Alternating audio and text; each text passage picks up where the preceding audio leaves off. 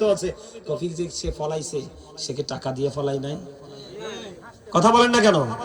5 টাকার কপি তুমি 3 টাকা দাও, কিন্তু আল্লাহর রাস্তে ওনার কাছে খুঁজতে পারবা, এটাও ভিক্ষার অন্তর্ভুক্ত।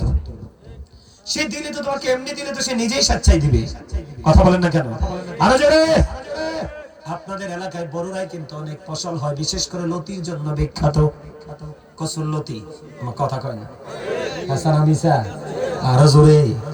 মাঝে মাঝে যখন আসি দেখি রাস্তার কিনারা অনেক স্তূপ দিয়ে রাখছে, খুব সুন্দর লতি আছে না নাই? যিনি লতির বাগান করলো আপনি ওনার কাছ থেকে কিনে নিতে পারবেন, 8 টাকার জায়গায় আপনি 6 টাকা দিতে পারবেন, কিন্তু আপনার সামর্থ্য থাকার পরেও আল্লাহর রাস্তে তার কাছে চাইতে পারবেন না। এটাও বন্ধু ভিক্ষা। আমার কথা কয় না কি? আরো জোরে, আরো মহাব্বতে। বিশেষ করে মানুষ হাসতে হাসতে কত শশা গাছ থেকে খেয়ে ফেলে, ঠিক কিনা বলেন? আপনার সামর্থ্য আছে কিনার মতো, ও বন্ধু কিনার মতো তৌফিক আপনার আছে, আপনি কিন্তু জোর করে আরেকজনের ওখান থেকে খেতে পারবেন না। একদিকে আপনি তার কাছে আল্লাহর রাস্তে চাইতে পারবেন না।